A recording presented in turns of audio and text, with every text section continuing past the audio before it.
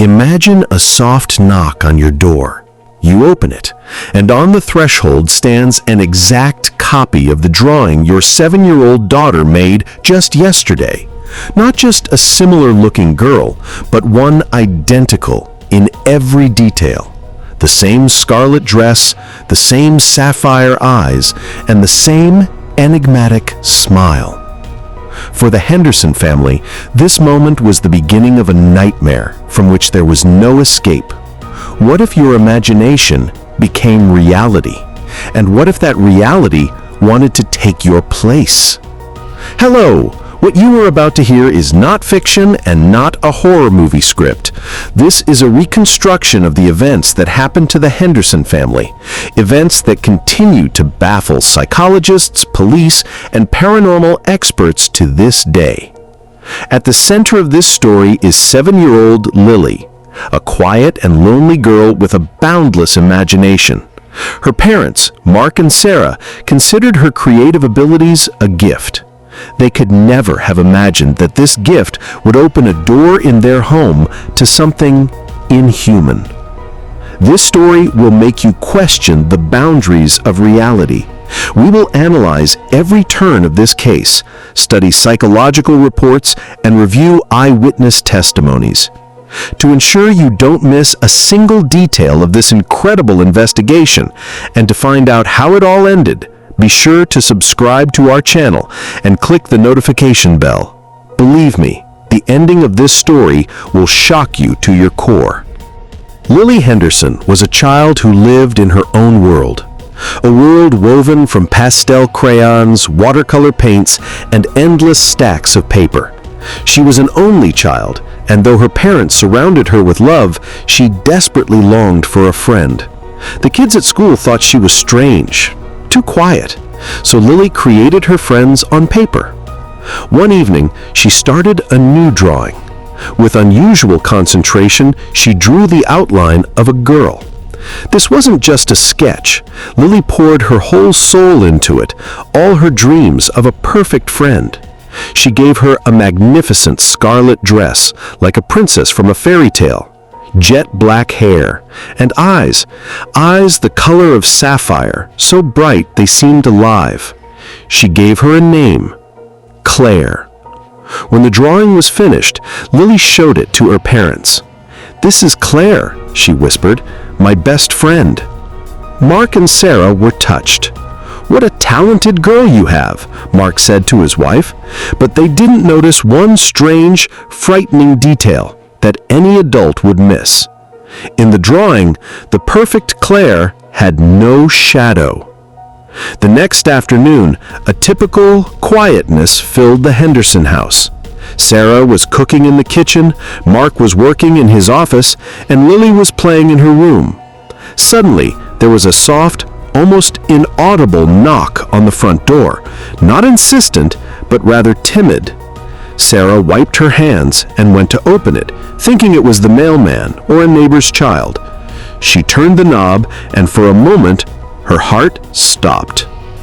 A girl was standing on the doorstep, in a scarlet dress, with jet black hair, and with piercing sapphire eyes. It was an exact, living copy of her daughter's drawing. The first reaction was shock, which her brain immediately tried to rationalize. A new neighbor? An incredible coincidence. Sarah forced herself to smile. "Hi, are you lost?" she asked. The girl didn't smile back. She just looked at Sarah with her unchildlike eyes and remained silent. "What's your name?" she asked gently. The girl tilted her head. "Claire," she replied in a quiet but clear voice. At that moment, Lily ran out of her room. Seeing the guest, she wasn't scared. Her face lit up with pure delight. "Claire, you came!" she shouted, and ran to hug her drawn friend.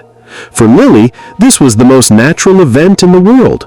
For her parents, it was the beginning of an inexplicable horror. At first, it all seemed like a strange but harmless game. Claire became a part of their lives. The parents, confused and unsure how to react, decided to play along. They tried to find her parents, called the neighbors, but no one had ever seen this girl. It was as if she had appeared out of thin air. Lily was on cloud 9. She and Claire were inseparable. They played together, read together, and sat in silence together. But the more Mark and Sarah observed Claire, the more their anxiety grew. Claire never ate anything. She politely refused any food, saying, "I'm not hungry." She didn't drink, and, most terrifyingly, she never slept. When Lily fell asleep, Claire would simply sit in the chair in the corner of the room and watch her silently all night. She sat perfectly still, without moving, without blinking, just watching. She knew everything about Lily, her deepest secrets, her childhood fears that she had never told anyone. Claire would finish Lily's sentences. Sometimes they spoke at the same time, saying the exact same words. Their friendship was perfect, too perfect. The first warning bells turned into a deafening siren. Lily's teacher called her parents to report that their daughter had become completely withdrawn.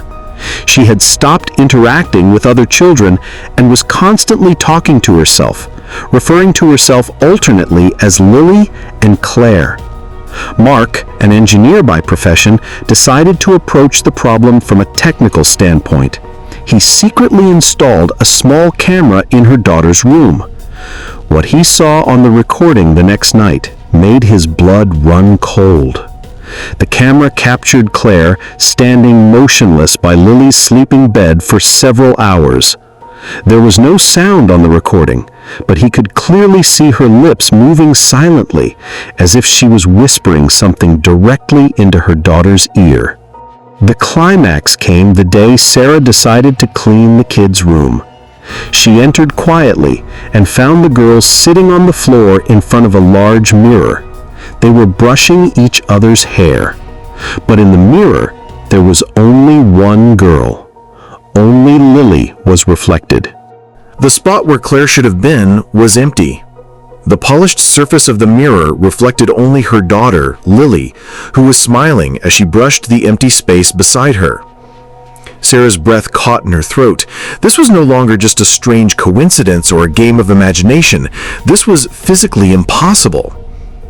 She stood in the doorway, unable to move, with one thought pounding in her head. She has no reflection. She has no reflection. Lily looked up and saw her mother in the mirror. Her smile faded. "Mom, you scared us." And then, to Sarah's horror, the girl in the scarlet dress, Claire, slowly turned her head. She wasn't reflected in the mirror, but she was looking directly at Sarah. And in her sapphire eyes, there was no longer any childish innocence. There was a cold, calculating gaze of a being far older and more intelligent than she appeared.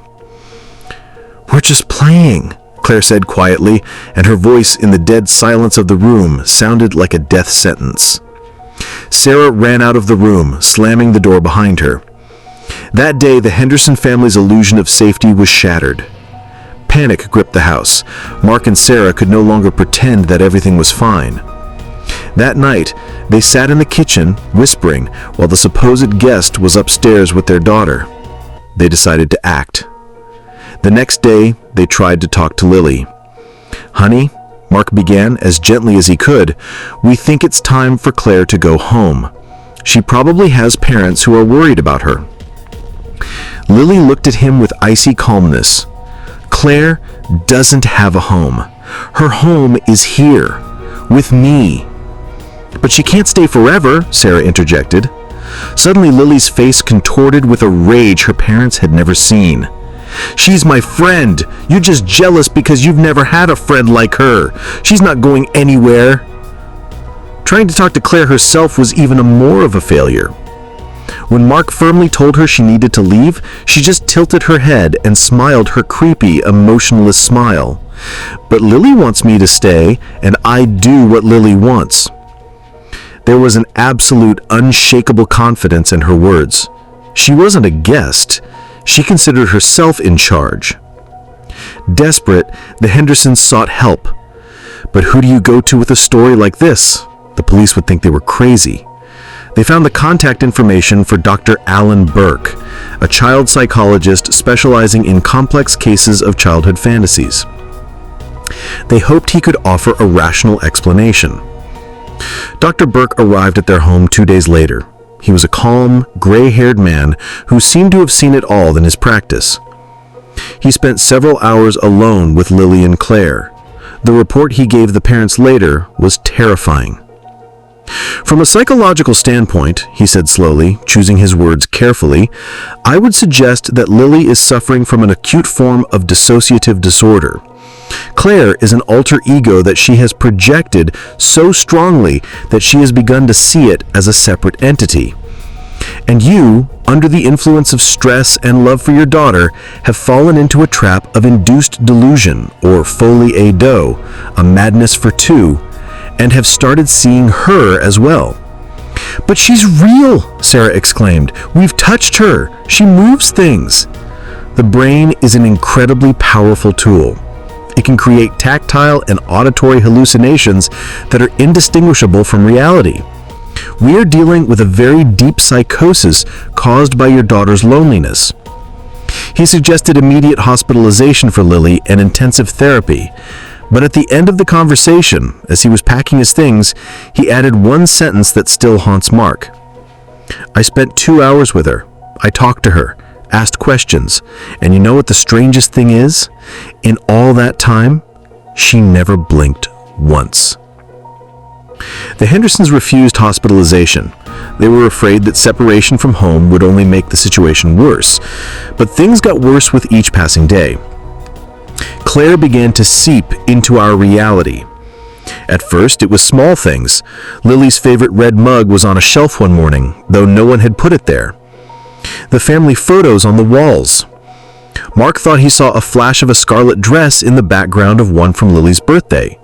He dismissed it as a trick of the light, but a week later, a dark figure of a girl standing behind Lily's shoulder was clearly visible in the same photo. Lily began to change. Her laughter became quieter, her gaze more mature. She started wearing red.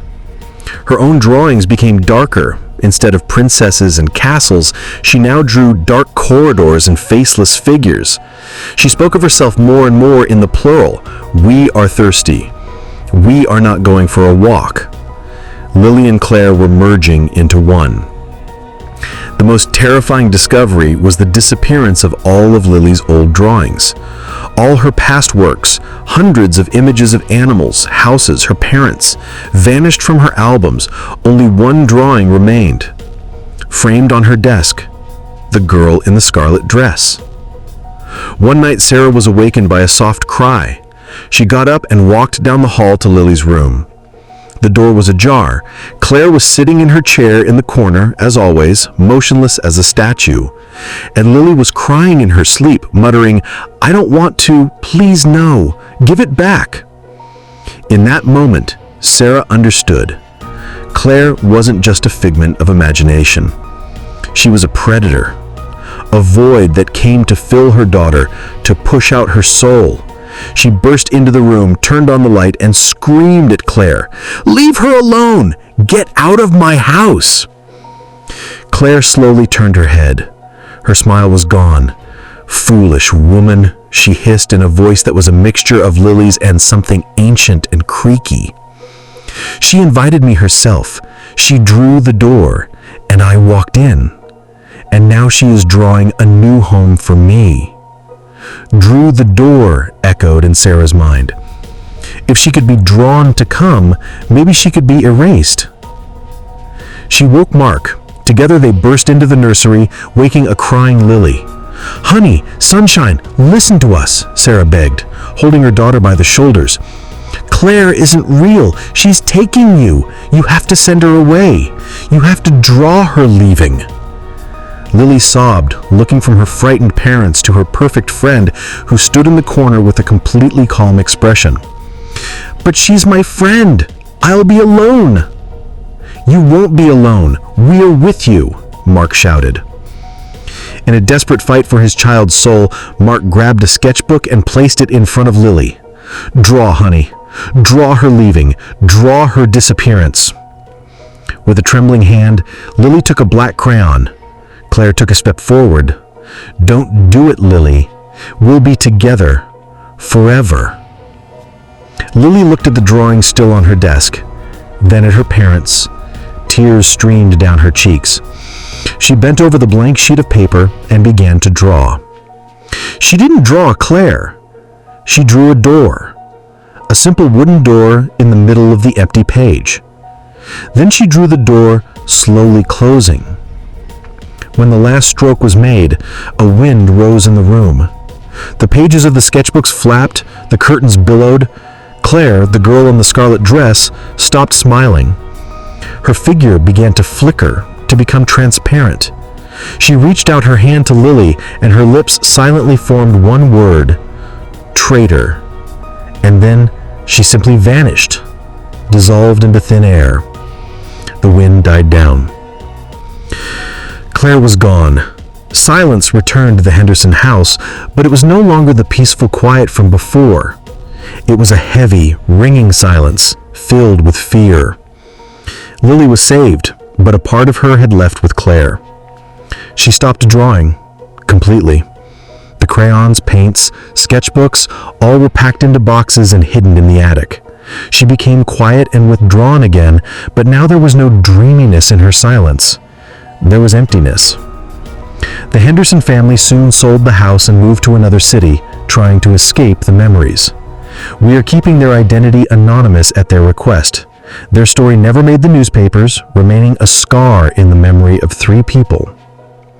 So who was Claire? Was she the product of a brilliant but disturbed imagination, as Dr. Burke claimed? Or was she something else?